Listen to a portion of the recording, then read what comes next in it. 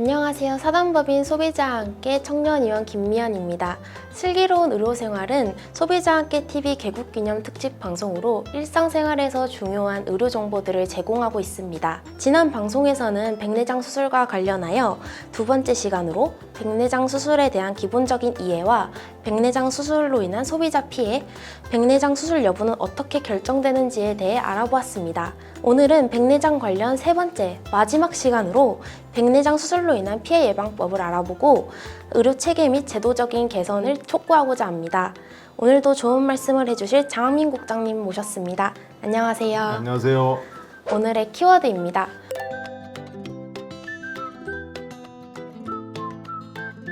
지난주 방송에서 백내장 수술과 관련한 소비자 피해에 대해 살펴보았는데요. 이러한 백내장 수술과 관련한 소비자 피해를 예방할 수 있는 방법은 어떤 것이 있을까요? 의료 소비자 피해도 다른 일반적인 소비자 피해와 마찬가지겠습니다만은 특히 백내장 수술과 관련한 피해에 관해서는 이전에 중요한 검사인 세극등 현미경 검사 말씀드렸었고요. 이 검사 영상이 보관되어 있지도 않고 달라해도 주지도 않는 그런 사례를 말씀을 드렸었는데, 한 사례를 보면 65세 남성분이 시야가 불편해서 안과를 갔는데 백내장 수술을 권유받았어요. 그래서 검사를 다 마치고 수술을 받았거든요. 나중에 실손보험을 들고 있어서 실손보험을 청구하려고 세극등 현미경 검사 결과를 병원에다 요구를 했는데 검사 기록이 없다는 겁니다. 상식적으로는 이해가 되지 않는 그런 부분이죠. 그래서 이 노인은 어떤 생각을 하게 됐냐면, 내가 이거 백내장 수술을 안 받아도 될 정도로 가벼웠는데 수술을 받은 것이 아닌가 하는 의심을 가지기 시작합니다. 왜? 자료를 보관하지 않다고 하니까 그런 의심이 든 거죠. 그래서 급하지도 않은 수술을 내가 받은 게 아닌가, 혹시 무리하게 수술을 받은 건 아닌가 하는 이런 의심 사례가 있었습니다. 의료법에는 검사 내용 또 진료 기록 이런 것들을 정해진 기간 동안 반드시 보관해야 한다는 의무 조항이 있습니다. 또 환자가 관련 자료나 기록을 요구를 할 때 정당한 사유가 없다면 반드시 응해야 합니다. 이 사례를 통해서 우리가 알 수 있는 것은 수술 전에 그런 관련 지식을 이야기하거나 자료를 요청하는 환자에게는 병원 측에서 중증이 아닌데도 수술을 권하는 사례를 좀 피할 수 있지 않을까, 그런 생각이 들고요. 또 요즘 실손보험 드신 환자분들이 많은데 실손보험을 청구하기 위해서도 이 자료는 반드시 필요한 자료입니다. 그럼 백내장 수술로 인한 피해를 구체적으로 어떻게 예방할 수 있을까요? 일단은 꼭 받아야 될 수술을 받아야 하는 현명함이 필요하죠. 또 경험 많은 의사들이 종합적으로 판단해야 될 부분인데, 중증 정도인 경우에만 수술을 해야 하겠다. 어떤 병원에서 한번 수술을 하자고 권유를 받더라도 덜컥 수술을 해버리지 마시고 다른 병원에도 가보고 다른 진단도 한번 받아보고 해서 진료 기록이나 검사 결과를 다 종합해서 판단을 해야 하는, 그래야 의료사고 피해를 예방할 수 있겠고요.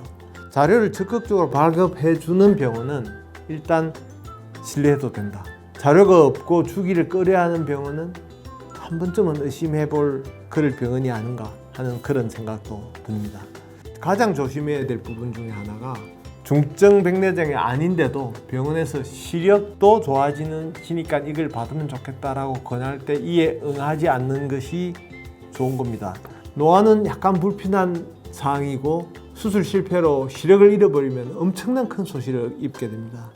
그래서 단순히 안경 끼고 벗고 하는 게 귀찮으니까 수술을 받아보자 라고 출발을 해서 수술을 받으면 자칫 잘못하면 매우 위험한 상황에 빠지기 쉬우니까 수술을 권하는 의사도 그렇고 시술을 받는 환자도 그렇고 매우 신중하게 판단해서 위험을 최소한도로 줄이는 꼼꼼한 과정을 거쳐야 환자도 피해를 예방할 수 있다, 그렇게 봅니다. 국장님 말씀 듣다 보니 지금까지 말씀해주신 예방법은 수술 전에 필요한 사항인 것 같은데요. 어쩔 수 없이 백내장 수술을 받아야 할 때는 어떤 주의사항이 있을까요?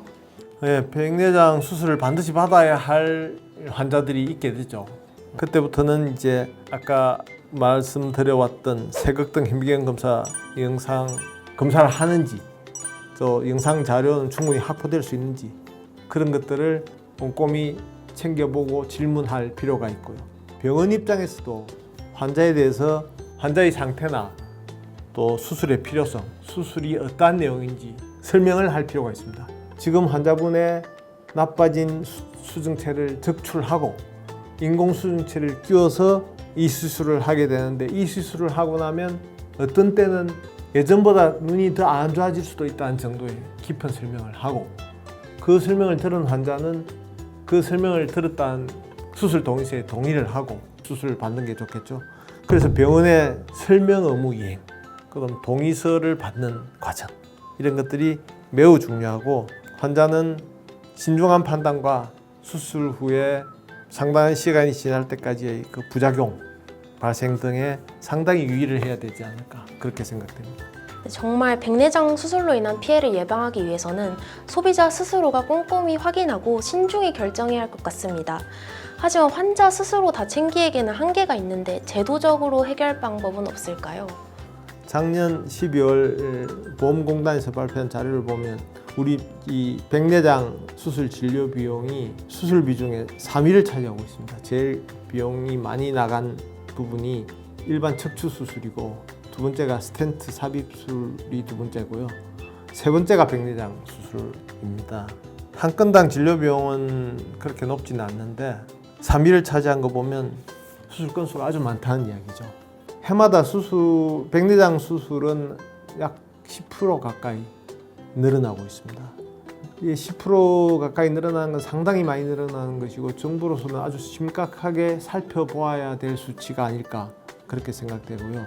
비용도 비용이지만은 눈이라는 우리 소비자들의 아주 소중한 부분에 또 삶의 질과 매우 밀접하게 연관되는 부분이 중요한 사항인 것입니다. 그래서 병원의 검사나 설명 의무, 동의서를 받는 부분, 충분한 설명, 자료 확보, 이런 것들이 제도적 보완도 검토되어야 될 필요가 있습니다.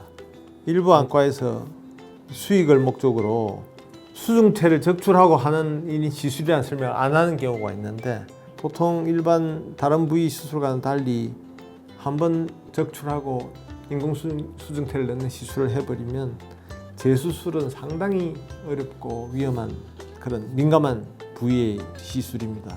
그래서 단순 교정술이라고 이야기하고 이 수술을 시행하는 것은 매우 좀 비도덕적이고 위험하다. 예를 들어 설명해 보면, 렌즈 하나를 더 떼는 게 아니고 수증체를 빼고 인공수증체를 넣는 시술입니다 라고 충분히 설명을 해야 맞을 것 같고, 수술하고 나면 전보다 더 안 좋아질 수 있습니다 라는 그런 정확한 정보 전달, 그리고 인공수증체를 넣고 난 뒤에는 운동이나 이런 생활에서 인공지가 빠질 수도 있으니까 외부 활동에 이런 일상생활에 제약이 있을 수 있다는 이런 설명들이 좀 있어줘야 백내장 수술로 인한 소비자 피해가 예방되고 줄어들지 않을까, 그렇게 생각이 듭니다. 네, 그렇군요. 아주 공감이 되는 중요한 말씀 해주셨습니다.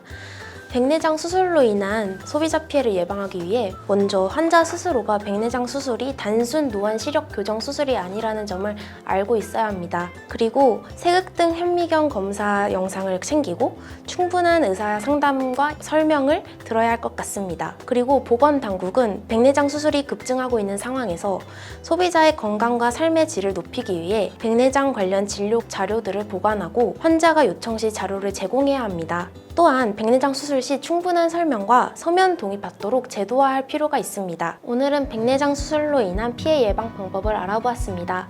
더 나아가 보건당국에서도 백내장 수술로 인한 소비자 피해를 막기 위해 안과 병원이나 안과 의사의 기본적인 의무사항 이행을 관리 감독 강화를 촉구합니다. 지금까지 총 3회에 걸쳐 백내장 수술과 관련하여 다루어보았습니다.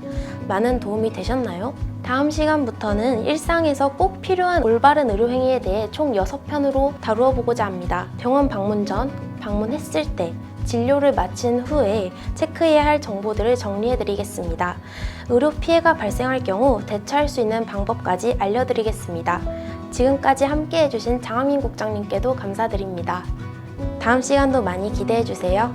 그럼 여러분, 안녕.